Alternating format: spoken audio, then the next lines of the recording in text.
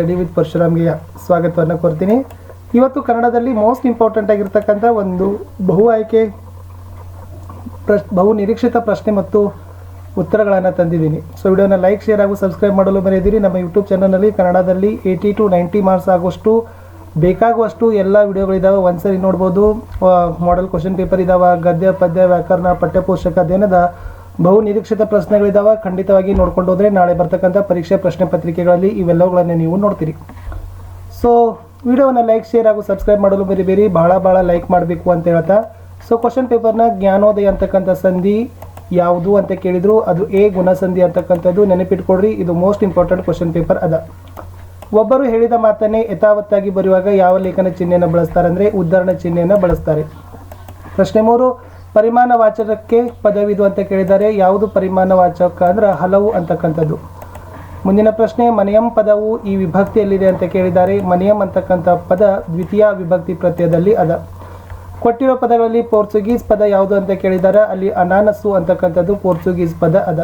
ಮುಂದಿನ ಪ್ರಶ್ನೆ, ಕ್ರಿಯಾಪದದ ಮೂಲ ರೂಪಕ್ಕೆ ಏನಂತ ಕರೀತಾರೆ ಅಂತಿದೆ. ಕ್ರಿಯಾಪದದ ಮೂಲ ರೂಪಕ್ಕೆ ಧಾತು ಅಂತ ಕರೀತಾರೆ. ಸಂಬಂಧೀಕರಣದಲ್ಲಿ ಚಂದ್ರಾರ್ಕರು ಅಂತಕ್ಕಂಥದ್ದು ದ್ವಂದ್ವ ಸಮಾಸ ಆದರೆ ಕಾರ್ಮೋಡ ಅಂತಕ್ಕಂಥದ್ದು ಯಾವ್ದು ಕೇಳಿದ್ದಾರೆ. ಸೊ ಕಾರ್ಮೋಡ ಅನ್ನೋದು ಕರ್ಮಧಾರೆಯ ಸಮಾಸ.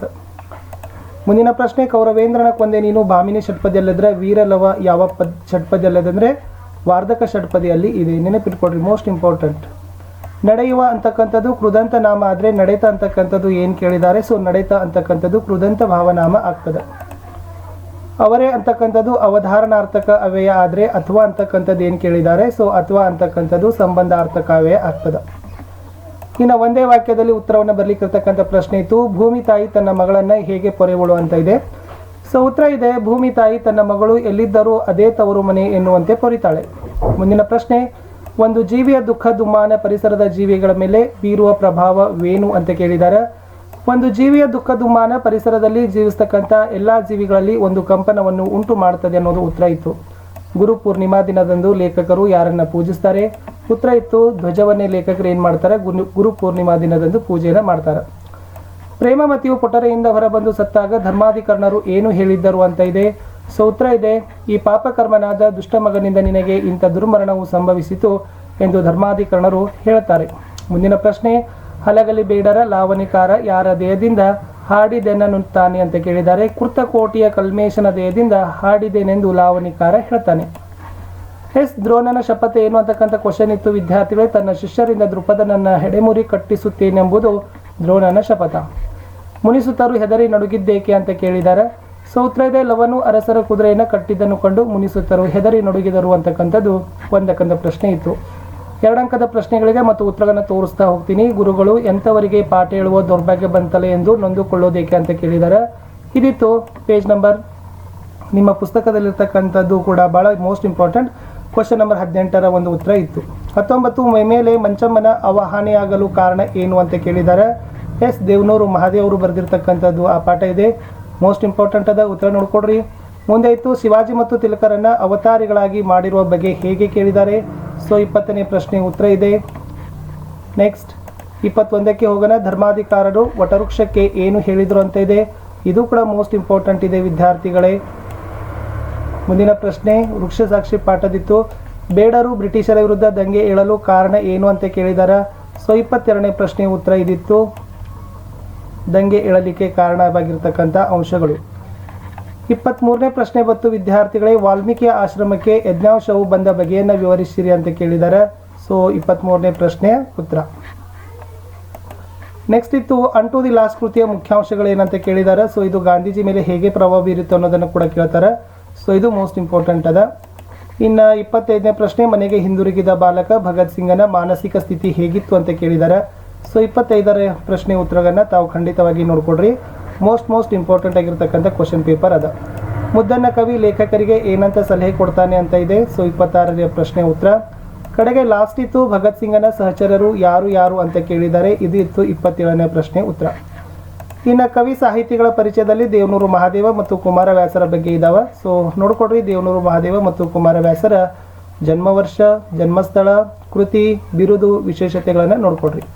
ನೆಕ್ಸ್ಟ್ ಕ್ವಶನ್ ಇತ್ತು, ಉರ್ವಿ 7 ಕೌಸಲ್ಯ ಪಡೆಯುವ ಕೋರಂ ರಾಮ ಅಂತಕ್ಕಂಥ ಪದ್ಯ ಭಾಗಕ್ಕೆ ಪ್ರಸ್ತಾರ ಹಾಕಿ ಘನ ವಿಭಾಗ ಮಾಡಿ ಛಂದಸ್ಸಿನ ಹೆಸರನ್ನು ಹೇಳಬೇಕು. ಇದು ವಾರ್ಧಕ ಷಟ್ಪದಿಯಲ್ಲಿರ್ತಕ್ಕಂಥದ್ದು, ಮೋಸ್ಟ್ ಇಂಪಾರ್ಟೆಂಟ್ ಇದೆ.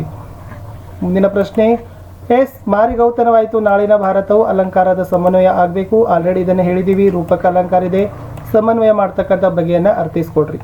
ಮುಂದಿನ ಪ್ರಶ್ನೆ, ತಾಳಿದವನು ಬಾಳಿಯಾನು ಮನಸ್ಸಿದ್ದರೆ ಮಾರ್ಗ ಅಂತಕ್ಕಂಥ ಗಾದೆ ಮಾತ ವಿಸ್ತರಿಸಿ ಬರಿಬೇಕಿತ್ತು. ಇದಿದೆ, ತಾಳಿದವನು ಬಾಳಿಯಾನು, ಆಮೇಲೆ ಮನಸ್ಸಿದ್ದರೆ ಮಾರ್ಗ ಅಂತಕ್ಕಂಥ 2 ಗಾದೆ ಇದ್ದಾವೆ.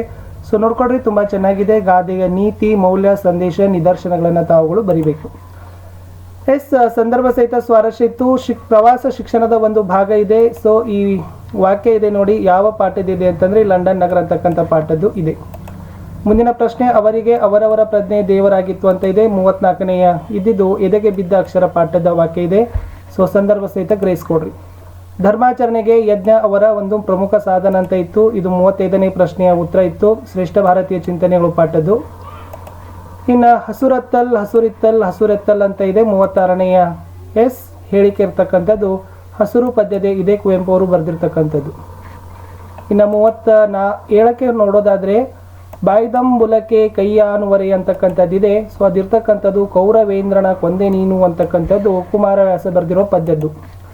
ಎಸ್ ಪಾಂಡವರೋರೆವರದು ಛಲವನೆ ಮೆರೆವೆಂ ಅಂತಕ್ಕಂಥದ್ದಿದೆ. ಇದು ಇಂಪಾರ್ಟೆಂಟ್. ಇದು ಛಲವನೆ ಮೆರೆಂ ಅಂತಕ್ಕಂಥ ಪಾಠದ ಸಂದರ್ಭ ಸಹಿತ ವಾಕ್ಯ ಇತ್ತು. ಇನ್ನು ಪದ್ಯಭಾಗ ಇದ್ದಾವೆ. ಹಸುರಾಗದ ಹಿಡಿದು ಬಿಸಿಲುವರೆಗೆ ಇದೆ, ಹೊಸ ಹೂವಿನ ಹಿಡಿದು ಉಸಿರುವರೆಗೆ ಇದೆ. ಮೋಸ್ಟ್ ಇಂಪಾರ್ಟೆಂಟ್ ಇದೆ, ನೋಡ್ಕೊಡ್ರಿ. 4 ಸಾಲುಗಳನ್ನು ತಪ್ಪಿಲ್ಲದಂತೆ ಬರೀಬೇಕು. ಒಂದೊಂದು ಸಾಲಿಗೆ ಒಂದೊಂದು ಅಂಕಗಳನ್ನು ಖಂಡಿತವಾಗಿ ನಿಮಗೆ ಕೊಡ್ತಾರೆ. ಎಸ್ ಈ ಪದ್ಯಭಾಗದ ಮೌಲ್ಯ ಆಧರಿಸಿ ಸಾರಾಂಶವನ್ನು ಬರಲಿಕ್ಕೆ ಹೇಳಿದ್ರು. ವೀರ ಕೌರವ ರಾಯನೇ ದಾತಾರನಾಥನ ಹಗೆಯ ಹಗೆಕೆ ಅಂತ ಇದೆ. ಸೊ ಈ ಥರನಾಗಿರ್ತಕ್ಕಂಥ ತಾವು ಏನು ಬರೀಬೇಕಾಗಿತ್ತು, ಸಂದೇಶವನ್ನು ಬರೀಬೇಕು. ಇನ್ನು 4 ಅಂಕದ ಗದ್ಯಭಾಗದ ಪ್ರಶ್ನೆಗಳಲ್ಲಿ ಕೇಳಿದ್ದಾರೆ, ಯಾವ ಕಲೆಯನ್ನು ನಾವು ಸೊಗಸಾಗಿ ಸಾಧಿಸಿದ್ದೇವೆಂದ ಲೇಖಕರು ನಗೆಯಾಡ್ತಾರೆ ಅಂತ ಕೇಳಿದ್ದಾರೆ. ಸೊ ಪ್ರಶ್ನೆ ಉತ್ತರ ಇದೆ. ಸ್ವಲ್ಪ ವಿಡಿಯೋವನ್ನು ಪಾಸ್ ಮಾಡಿ ತಾವೇನು ಮಾಡಿ ವಿದ್ಯಾರ್ಥಿಗಳಿಗೆ ನೋಡ್ಕೊಡ್ರಿ. ನಾಳಿನ ಪರೀಕ್ಷೆಗಾಗಿ ಖಂಡಿತ ಪ್ರಶ್ನೆಗಳು ಬರ್ತಾವೆ. ಪುಣ್ಯ ಸಂಚಯ ಹಾಗೂ ಮೋಕ್ಷ ಪ್ರಾಪ್ತಿಗಾಗಿ ಗ್ರಂಥಪಠನ ಮಾಡುವುದರ ಬಗ್ಗೆ ಲೇಖಕರ ಅಭಿಪ್ರಾಯವೇನು ಅಂತ ಕೇಳಿದ್ದಾರೆ. ಮೋಸ್ಟ್ ಇಂಪಾರ್ಟೆಂಟ್, ನಿಮಗೆ ಗ್ರಹಿಕೆಯ ವಿಭಾಗದಲ್ಲಿ ಇದೇ ಥರದ ಪ್ರಶ್ನೆಗಳು ಬರ್ತವೆ. ಉತ್ತರ ನೋಡ್ಕೊಡ್ರಿ. ನೆಕ್ಸ್ಟ್, ಹಲಗಲಿ ದಂಗೆಗೆ ಕಾರಣ ಮತ್ತು ಸರ್ಕಾರ ನಿಯಂತ್ರಿಸಿದ ಬಗ್ಗೆ ಇದೆ. 42ನೇ ಪ್ರಶ್ನೆ. ಎಸ್ ಸೊ ಖಂಡಿತವಾಗಿ ನಾವು ಹಾಕಿರ್ತಕ್ಕಂಥ ವಿಡಿಯೋಗಳಿಂದ ಪ್ರಶ್ನೆಗಳು ಬಂದೇ ಬರ್ತಾವೆ, ಚಿಂತೆ ಮಾಡಲಿಕ್ಕೆ ಹೋಗಬೇಡಿ. ಎಕ್ಸಾಮ್ ಬರೆದ ಮೇಲೆ ಕಮೆಂಟ್ ಮಾಡಿ. ಹಲಗಲಿ ದಂಗೆಯ ಪರಿಣಾಮಗಳೇನು ಅಂತ ಕೇಳಿದ್ದಾರೆ. ಇದಿತ್ತು ಹಲಗಲಿ ದಂಗೆಯ ಪರಿಣಾಮಗಳು ಅಂತಕ್ಕಂಥದ್ದು ಮೋಸ್ಟ್ ಇಂಪಾರ್ಟೆಂಟ್. ಎಸ್ ಮುಂದೆ ಹೋಗೋಣ. ಗದ್ಯ ಭಾಗ ಇದೆ. ಗದ್ಯ ಭಾಗ ಓದ್ಕೊಂಡು ಪ್ರಶ್ನೆಗಳಿಗೆ ಉತ್ತರಗಳನ್ನು ಬರೀಬೇಕು. ಈ ಗದ್ಯ ಭಾಗದ ಪ್ರಶ್ನೆ ಉತ್ತರಗಳು ಇದಿತ್ತು 43ರಲ್ಲಿ.